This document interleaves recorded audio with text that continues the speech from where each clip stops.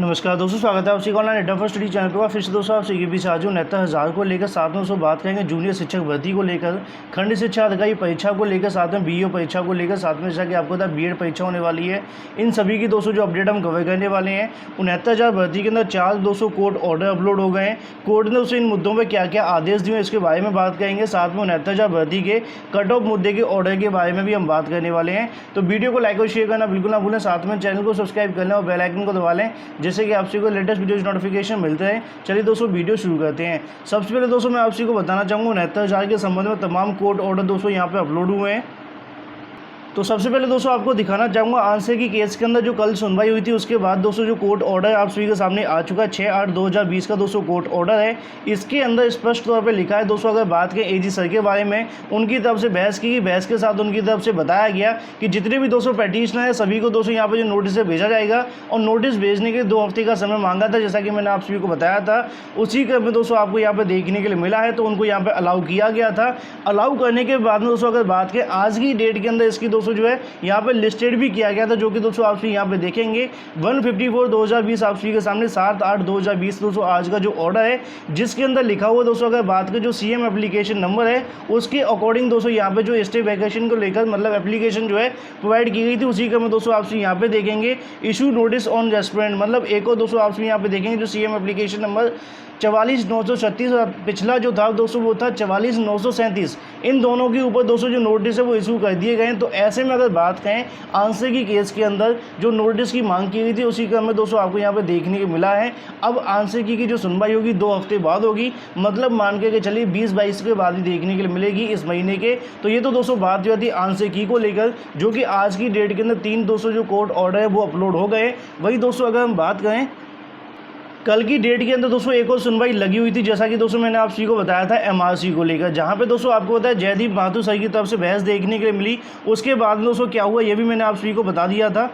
Court की तरफ से यहाँ पर सरकार को काफ़ी कम समय दिया गया। ऐसे में दोस्तों अगर बात करें उनकी तरफ से यहाँ पे ये कहा गया अगर आगामी समय के अंदर जो भी दोस्तों जो मामला लिस्टेड होगा उस समय सरकार की तरफ से काउंटर नहीं आता है, तो ऐसे में दोस्तों भर्ती प्रक्रिया के ऊपर स्टे भी लगाया जा सकता है, जो कि दोस्तों आपसे यहाँ पे देखेंगे जो पिछली सुनवाई हुई है उसी क्रम में दोस्तों लोहा सिंह पटेल की याचिका के साथ में टैग हो गया मामला। लेकिन अब दोस्तों जब इसकी अगली सुनवाई होगी, जैसा कि मैंने आपको बताया है, कल दोस्तों लोहा सिंह पटेल का भी ऑर्डर आ गया था, जिसके अंदर ऐसा लिखा हुआ है कि नेक्स्ट वीक दोस्तों इसकी जो कॉजेस्ट है वो जारी हो सकती है। अगर अगले हफ्ते दोस्तों इस मामले की सुनवाई होगी तो सरकार को काउंटर दाखिल करना पड़ेगा, और अगर नहीं होता है तो एक बड़ी समस्या 69,000 भर्ती के अंदर आपको देखने के लिए मिलेगी। तो उसी क्रम में दोस्तों आपसे यहाँ पे भी देख सकते हैं अब इंतजार करना पड़ेगा दोस्तों एमआरसी की अगली सुनवाई का, और साथ में सरकार के काउंटर का कि सरकार कब तक काउंटर फाइल करती है।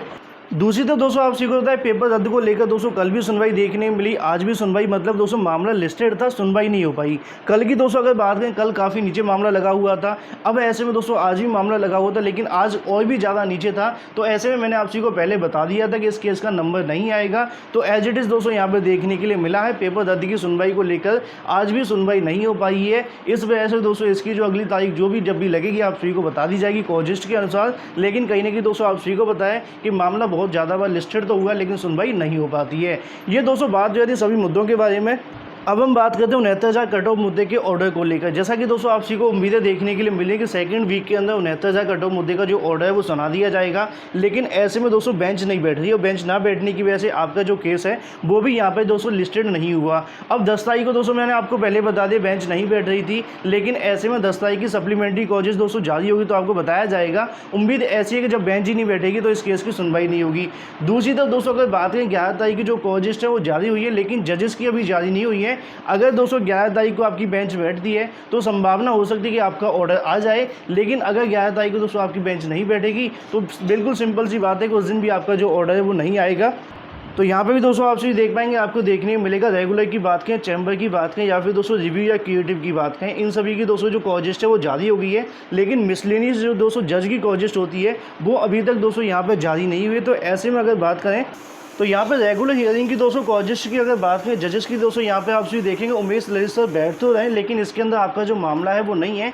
अब ऐसे में मेन कॉजेस दोस्तों 11 तारीख की आना बाकी है, 10 तारीख की सप्लीमेंट्री भी आना बाकी है। जब तक ये दोनों नहीं आ जाती तब तक आपको इंतजार करना पड़ेगा। वैसे 10 तारीख को दोस्तों ललित सर की बेंच नहीं बैठ रही है, और ऐसे में दोस्तों आप यहाँ देखेंगे 11 तारीख को उमेश सर के साथ में विनीत सरन सर बैठ रहे हैं, लेकिन मोहन सर दोस्तों कई बार कॉजेस के अंदर हमें देखने के अभी तक नहीं मिले हैं। तो ऐसे में फिलहाल दोस्तों आपको इंतजार करना पड़ेगा। जैसे ही 11 तारीख की और भी जो कॉजेस्टें जारी होती हैं, जैसा कि मैंने आपको बताया मेन कॉजेस, अगर उसके अंदर आपको मामला होता है तो ठीक, अदरवाइज दोस्तों आपको जो है फिर सप्लीमेंट्री का इंतजार करना पड़ेगा। लेकिन इससे पहले दोस्तों मैंने आप सभी को दिखाया था कि आपको पता है कि ललित सर की तरफ से एक ऑर्डर रिजर्व किया गया था 28 जुलाई को, जिसको दोस्तों 5 अगस्त को सुना दिया गया है। तो ऐसे में आपको बिल्कुल भी परेशान होने की आवश्यकता नहीं, जल्द दोस्तों आपका जो ऑर्डर है वो देखने के लिए मिल जाएगा।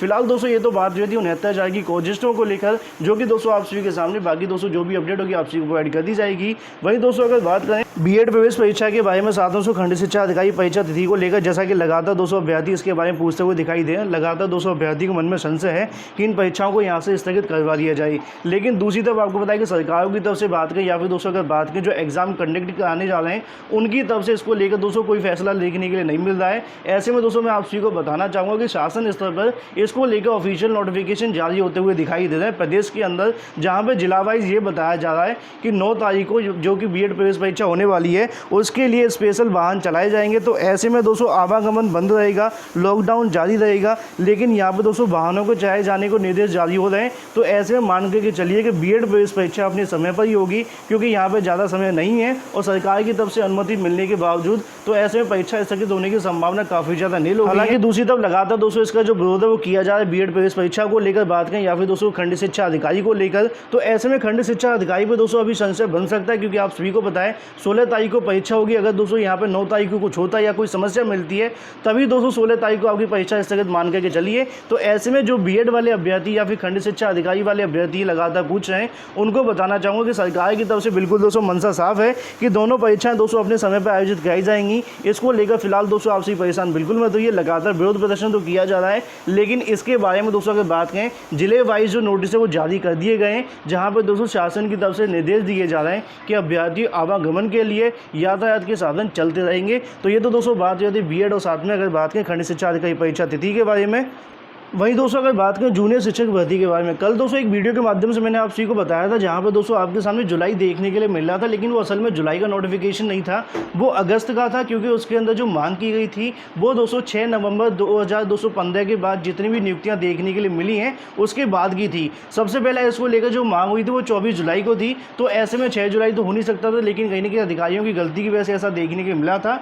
और मैंने दोस्तों आपको ये भी बताया था कि 5 अगस्त को जो नोटिफिकेशन जारी हुआ था उसके अंदर सभी डिस्ट्रिक्ट से मांग की गई थी, लेकिन 6 तारीख को दोस्तों आपने देखा कि लखनऊ के साथ सीतापुर था और एक और जिला देखने के लिए मिल रहा था। आज दोस्तों आपसे यहाँ पे देखें 7/8/2020 का नोटिफिकेशन जारी हुआ है, जिसके अंदर सिर्फ और सिर्फ दोस्तों अगर बात करें जिला बेसिक शिक्षा अधिकारी सीतापुर से दोस्तों जो मांगे वो की गई, बाकी सभी दोस्तों डिस्ट्रिक्ट से नोटिफिकेशन जारी हो गए, मतलब दोस्तों वहाँ से डाटा प्रोवाइड कर दिया गया है। ऐसे में दोस्तों नीचे भी आप सभी देखेंगे देखने के मिल जाएगा, उसी में नोटिफिकेशन जारी हुआ है। मतलब दोस्तों आप सभी समझ सकते हैं कि लगातार जूनियर भर्ती के बारे में रोज़ नोटिफिकेशन जारी करके सरकार की तरफ से कोशिश है कि जल्दी से जल्दी दोस्तों सारा डाटा लेकर के भर्ती निकाली जाए। लेकिन आपको फिलहाल इंतजार करना पड़ेगा जब तक दोस्तों नया आयोग नहीं बन जाता। नए आयोग के बनने के लगभग कुछ ही दिनों के अंदर आपको जो वैकेंसी देखने के लिए मिलेगी, लेकिन कहीं ना कहीं शासन स्तर पर लगातार दोस्तों इसको लेकर जो तैयारियां वो की जा रही हैं। दूसरी तरफ अधिकारियों की तरफ से डाटा ना भेजने की वजह से एक एक दिन दोस्तों डिले आपको देख करके यहाँ पर 7 महीने हो चुके हैं। तो ऐसे में दोस्तों उम्मीद है जल्द यहाँ सीतापुर से भी नोटिफिकेशन जाएगा, तो उसके बाद पदों की संख्या पता चल पाएगी।